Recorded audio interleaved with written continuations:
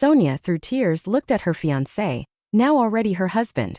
Just a moment ago, she had found him in the restaurant's storage room, embracing their witness, her friend Lilia.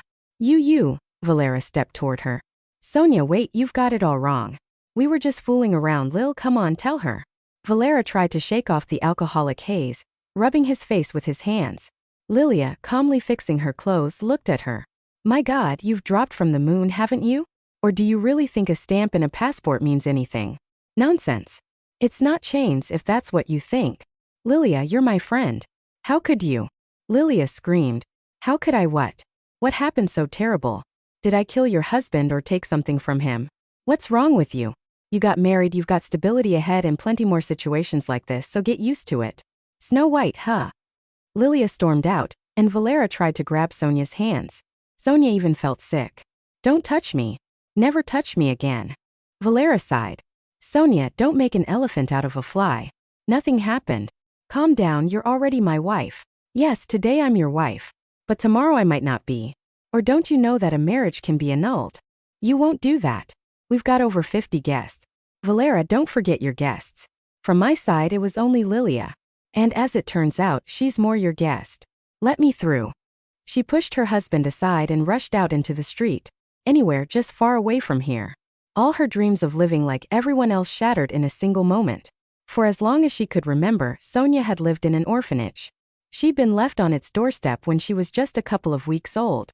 Searches gave no result. The case was shelved. Everyone decided she had been abandoned by some passing strangers. One might have thought it was gypsies, but Sonia was blonde. Since childhood she was very different from all the other children. Teachers didn't exactly dislike her. They were more afraid of her. Sonia never cried. If something didn't work out, she would struggle until she mastered it. And she never let anyone help, always muttering under her breath, working things out herself. By 7th grade it became clear. Sonia would not, like the others, take just any job wherever she could. She had a clear plan. The caretakers only shook their heads when they saw her notebooks full of plans. But to their credit, they didn't stand in her way. If she needed it, they let her go to the library or to clubs. They knew she wouldn't run away, because that wasn't in her plans. And Sonia dreamed of one thing.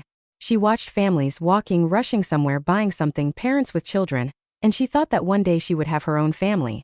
A real husband who would protect them, cherish them, spoil and love them. A child, maybe even two, a boy and a girl. She studied so that she could get married not just as a girl with nothing, but as a girl who already had something of her own. Then she worked to fully support herself, so she wouldn't be some dependent hanger-on. Then she worked more and more, because she couldn't leave the project yet, because her boss begged her to wait. Then they were swamped because the company expanded and Sonia was promoted. And then she realized, she was already 28. And right then Valera appeared by her side. Young, smart, ambitious, handsome. Exactly the way she had imagined her husband. And for the first time in her life she was so very wrong. Once Sonia had told herself she would always move forward, that nothing should stand in her way. Now her heart ached, though she tried to hide from herself that her heart could ache at all. She tried to be like a robot, without emotions, without pity, without anything. Because only such people achieve something, not those who cry at the smallest reason, who worry and fall into depression. She reached a park and sat on a bench. Lonely passers-by stared in surprise at her magnificent wedding dress. Sonia whispered angrily to herself, "That's it, no more experiments. Enough." She lowered her eyes and saw a phone. In an old lilac case. Probably a child's. Likely some kid had dropped it or forgotten it. She picked it up, turned it over. How would she return it now? She pressed the side button, and the screen lit up. No password. Or maybe old models just didn't have them. Her finger brushed the screen by accident and opened the gallery. Immediately, a child's face appeared in a clumsy selfie. Sonia involuntarily smiled. Usually, people pose for ages before taking a picture. But this little girl was so sincere, beautiful and charming, especially with her missing front tooth. Sonia swiped again. And again. Many photos. In most of them, the girl was with a man. But something was off. Only what? Then Sonia realized. In all the photos, the man was sitting or lying down. Not a single one showed him holding the girl. Although, judging by the pictures, he loved her very much. And she loved him too. Suddenly Sonia felt like a detective. Then she opened a video and froze. It had been filmed at New Year 4 months ago. A little Christmas tree, simple decorations, darkness. Only the garland lit up the child's face. She was crying, then she began to speak. Santa Claus, I didn't have time to write you a letter, but you must have a phone too. I want to ask you very much. Don't give me any presents. I can even give you my prettiest doll. True, she has very little hair left, but that's because I make her lots of hairstyles. Don't bring me anything. Just help my daddy walk again. He worries so much. And the lady said that child services will soon take me away. I don't want them to take me from daddy. He's good. Please, Santa, help us. Sonia stared at the dark screen. That video was the last, or rather the first, in the phone. She raised her face to the wind. Her eyes felt hot. Could it be she was crying again? The second time in one day. Too much. She needed to find out where this girl lived, return the phone, and maybe buy her some sweets. Sonia scrolled through the photos again. The girl always near the same house. And nearby, a railway station. That was quite close.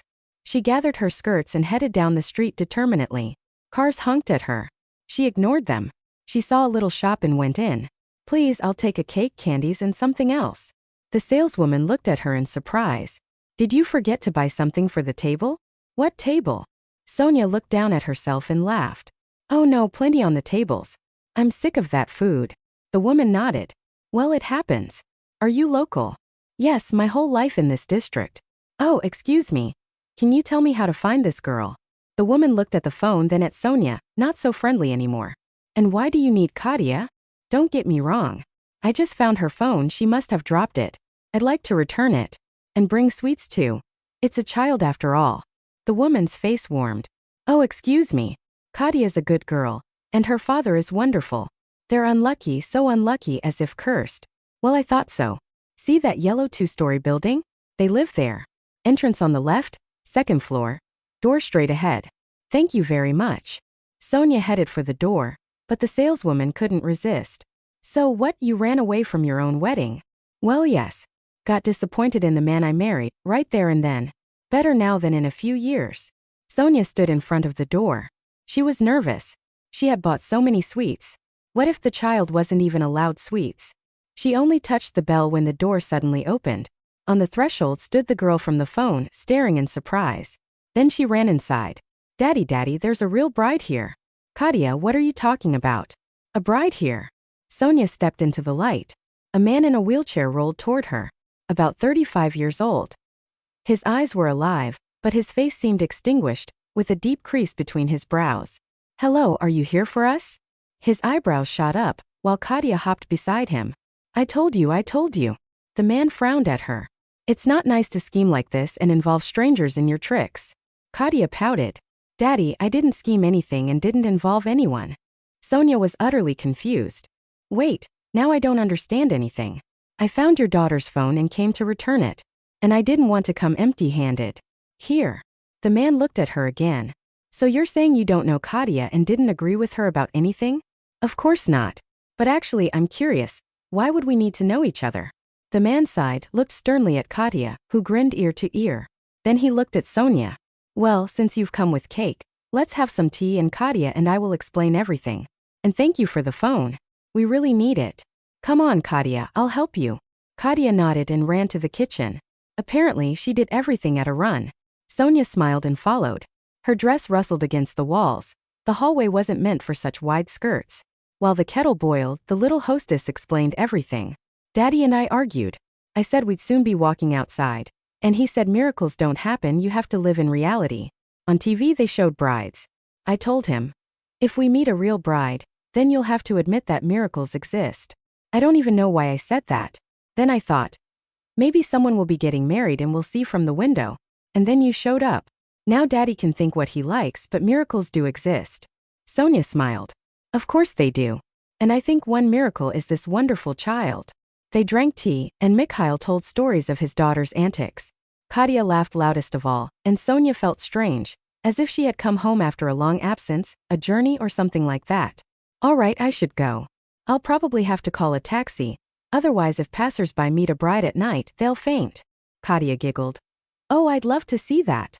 Sonia lasted 2 days. Every day she thought only of Katia and Misha. She couldn't help herself. Whether she would have gone to them or not, fate decided. On the second day she met Valera at the building entrance. Sonia, how long are you going to drag this out? It's not funny anymore. What are you talking about? Well, about this nonsense over nothing. Nothing? I filed for annulment. So you're free. Are you crazy? We spent so much money on that wedding.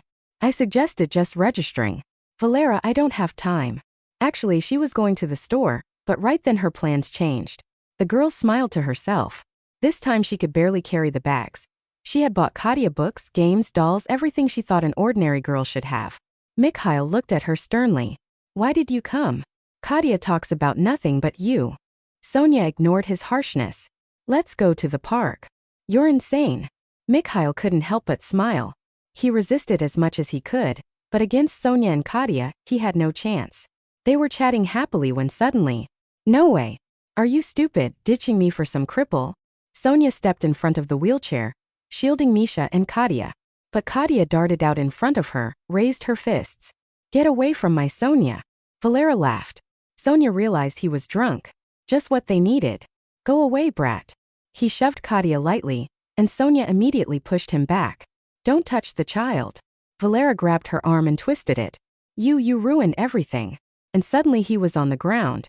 Sonia turned. Next to him stood Misha, face contorted with pain, rubbing his hand. Katia whispered, I told you miracles exist. They married 6 months later. Mikhail firmly insisted. He would go to the registry office on his own 2 feet. He trained day and night while Sonia laughed merrily. If you think I'll change my mind by then, you're very mistaken.